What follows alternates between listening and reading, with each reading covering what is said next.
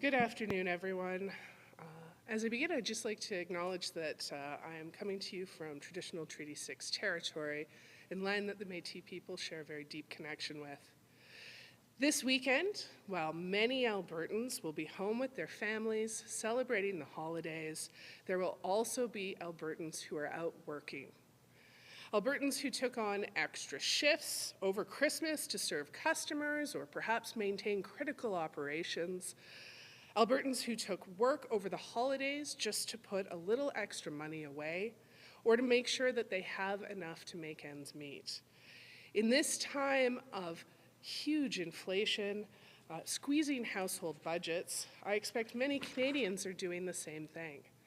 The problem is, in Alberta, these workers will earn less because of changes made by this UCP government. While other Canadians earn time and a half in recognition of the sacrifice they made to take on these roles, to fill these shifts, some Albertans doing the same work won't see a penny more on their pay stubs. That's because in 2019, the UCP changed how holiday pay is accrued and calculated here in Alberta, and who is even eligible to receive holiday pay. Under Rachel Notley's government, all workers were eligible for holiday pay, regardless of whether or not the holiday was on a normally scheduled day for them.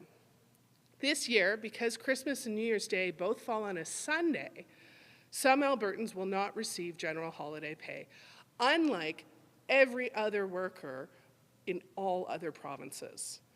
Alberta is now the only province in Canada that does not guarantee holiday pay for its workers. Furthermore, the UCP added another requirement that workers must have worked at least the last 30 days prior to the holiday. And that means that Albertans hired specifically because of Christmas rush, end of year rush, they won't be receiving holiday pay at all. Nothing extra for working the holidays. Bah humbug. This Christmas, those hardworking Albertans sacrificing time with their family or taking a second job to put a little extra in the bank will be sorely disappointed. So I'll give you an example. Greg works an 8-hour retail shift on Christmas Day. He's part-time, so he only works 20 hours each week at minimum wage. He was recently hired on November 30th, specifically because his workplace was going to be busy over the holidays. If Greg lives in BC, he earns his general wage plus $75 in holiday pay for working Christmas Day. If Greg lives in Saskatchewan or Manitoba or Ontario or Quebec, he gets his wage plus $60 of holiday pay. If Greg works in Alberta, he gets $0 in holiday pay. Same for Janet, who regularly works Monday to Friday, office job making $25 an hour. In other provinces, Janet would make $200 in holiday pay, even though she doesn't normally work on a Sunday. In Alberta, she gets nothing. This is not only unfair, but in a year where every dollar counts, when that extra money can make or break Christmas, it's demoralizing and downright cruel. Alberta has the second slowest wage growth in Canada. Daniel Smith and the UCP are deliberately making sure that Albertans earn less than any other Canadian this holiday, despite working the same hours. This is not the Alberta advantage, and it must end. If Rachel Notley is elected Premier in 2023, our government will restore fair holiday pay here in Alberta. We will make sure that everyone who works Christmas shift or puts in more time on New Year's Day gets paid what they deserve, because we are committed to making sure that this is the last Christmas that Alberta workers are shortchanged. We will restore fair wages, create new jobs, start fixing healthcare, and help more people make ends meet. We'll do things that make a difference in the lives of all Albertans. Thank you, and I'd be happy to take your questions.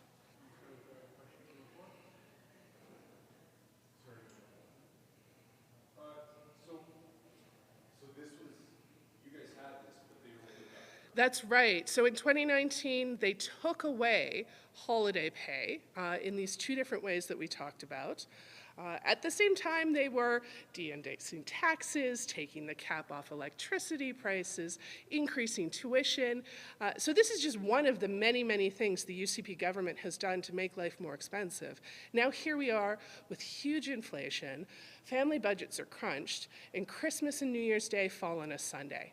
So there are going to be workers who receive no benefit when every worker across Canada outside of Alberta does. It puts Alberta in its own category, and it continues to hurt the budgets of families when they can afford it the least. And that's because it falls on the weekend. That's right. So for many, many people, it's a non-standard working day because it's falling on a Sunday. And the thing to remember is we're talking about minimum employment standards. So many workers have better than that minimum. If someone's working a white-collar job, they may be getting some holiday pay. So who does this impact most? It's going to impact low-wage workers who are protected only by the minimum standards, those who can afford this the least, those who could have used a little bit of help to put a little something extra on the Christmas table. This is very Scrooge, and we have been calling on the government to change this since they first did it in 2019. We just finished a legislative session. There was nothing on the table for workers, no attempt to fix this. And so we are committing that a future NDP government would make sure that there is fair holiday pay rules here in Alberta to match what's happening in the rest of Canada. So this change made Alberta an outlier. Companies across Canada pay workers for their holiday pay and have these standard rules. Rolling this back was part of a larger swath of measures that this government did to really undermine workers. It was done in the same time that they were undermining overtime rules, that they were undermining a number of different things that impact workers' pay.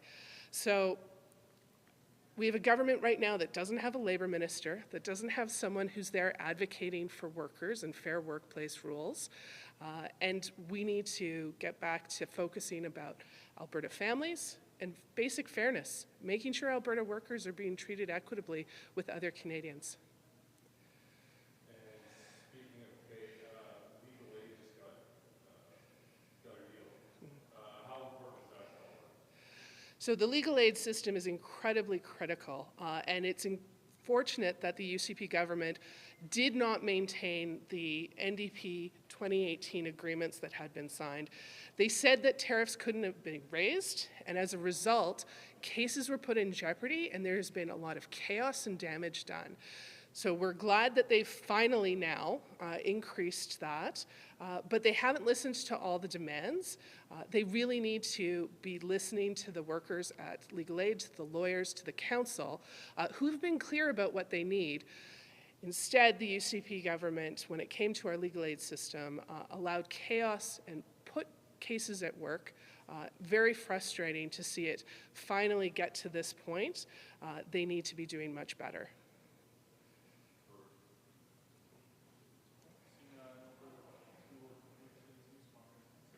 Thank you.